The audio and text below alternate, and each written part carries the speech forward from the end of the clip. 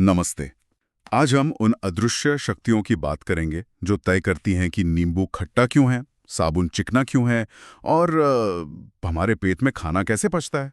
हाँ, और ये कहानी है दो ऐसे केमिकल किरदारों की जो एक दूसरे के बिल्कुल विपरीत है, पर एक दूसरे के बिना अधूरे भी हैं। बिल्कुल, एसिड और बेस यानी अम्ल और क्षार।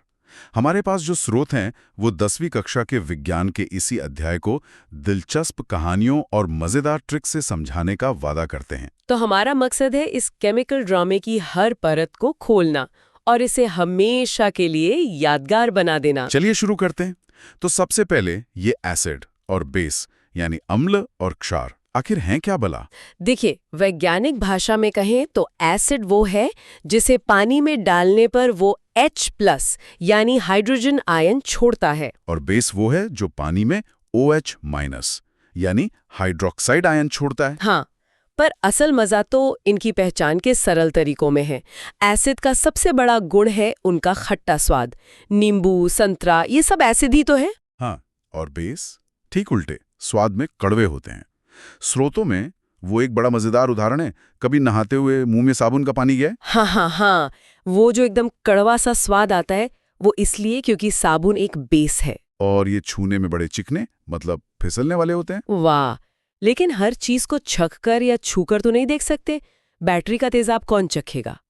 तो फिर इन्हें पहचानने का सुरक्षित तरीका क्या है? यहीं पर शायद इंडिकेटर्स की एंट्री होती है। एकदम सही पकड़ा। इंडिकेटर्स जासूस की तरह होते हैं। ये ऐसे पदार्थ हैं जो एसिड या बेस के संपर्क में आते ही अपना रंग बदल लेते हैं। सबसे मशहूर तो लिटमस पेपर है। हाँ, एसिड नीले लिटमस को लाल कर देता है। याद रखने के लिए, एसिड खतरनाक होता है और खतरे का रंग है लाल। बिल्कुल, और बेस इसका उल्टा करता है, वो लाल लिटमस को नीला कर देता है। एक मिनट, ये लिटमस पेपर तो लैब में बना है, क्या प्रकृति में भी ऐसा कुछ होता है, जैसे कोई फूल या सब्जी? क्या बात है, बहुत अच्छा सवाल है। बिल्कुल होता है। हल्दी इसका सबसे बेहतरीन उदाहरण है। अच्छा, घर वाली हल्दी? वही, हल्दी एसिड के साथ पीली ही रहती है, लेकिन जैसे ही उस पर कोई बेस जैसे साबुन लगता है वो तुरंत लाल हो जाती है। इसीलिए करी के दाग पर साबुन रगड़ते ही वो लाल भूरा हो जाता है। अच्छा, तो किचन में भी एक छोटी मोटी लैब छिपी हुई है। हाँ, स्रोतों में कुछ और इंडिकेटर्स को याद रखने के लिए कोड भी दिया है। Labour try popcorn with mayor. ये क्या है? हाँ, ये एक निमोनिक है। लेबर LBR मतलब लिटमस बेस में नीला ब्लू और एसिड में लाल रेड। ट्राई TRY यानी टर्मरिक बेस में लाल रेड और एसिड में पीली येलो। ठीक है। और पॉपकॉर्न PPC? यानी फिनोफ्थलीन बेस में गुलाबी पिंक और एसिड में रंगीन।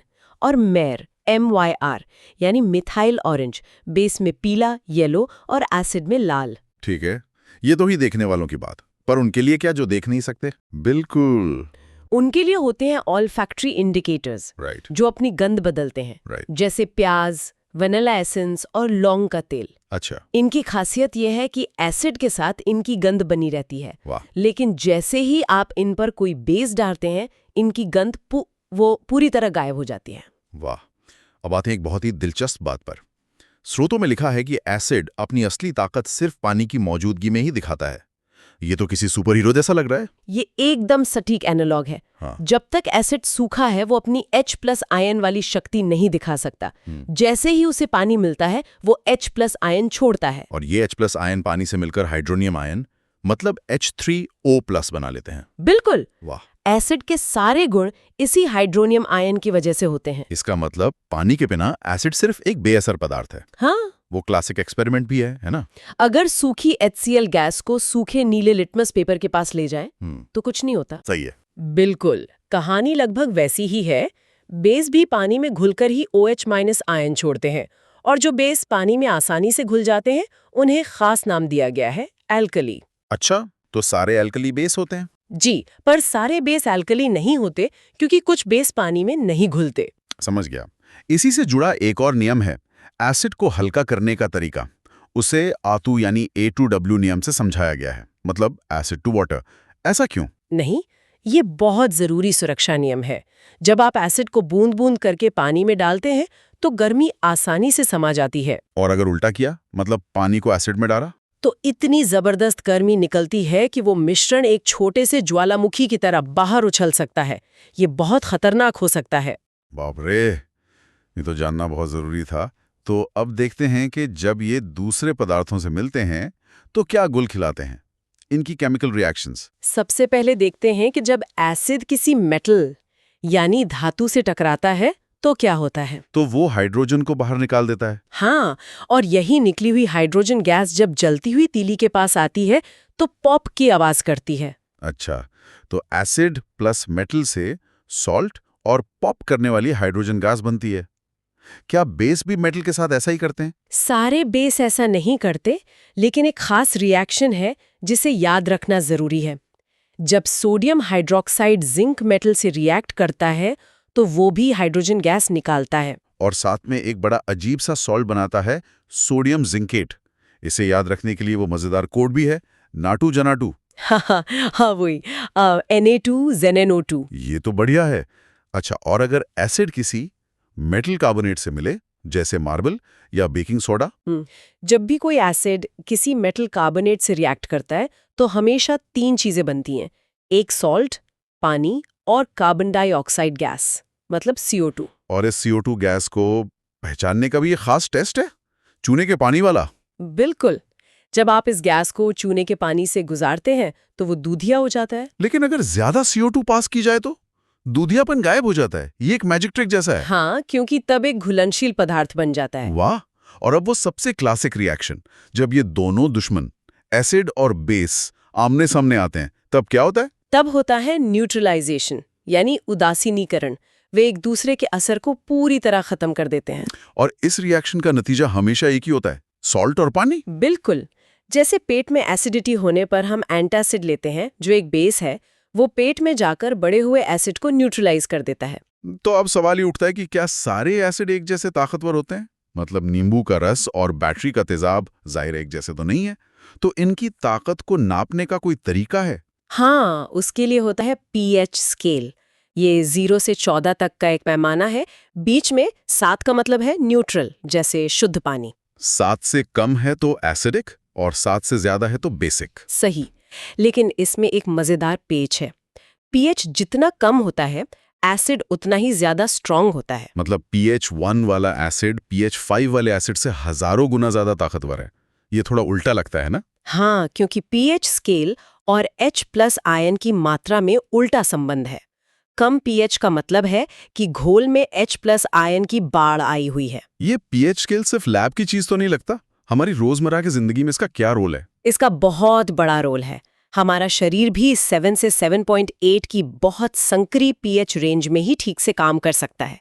जब बारिश के पानी का pH 5.6 से कम हो जाता है तो उसे एसिड रेन कहते हैं। और हमारे दांतों का क्या? स्रोत बताते हैं कि हमारे मुंह का pH गिरने से दांत सड़ने लगते हैं। हाँ, जब हम कुछ मीठा खाते हैं तो बैक्टीरिया उसे एसिड में बदल देते हैं।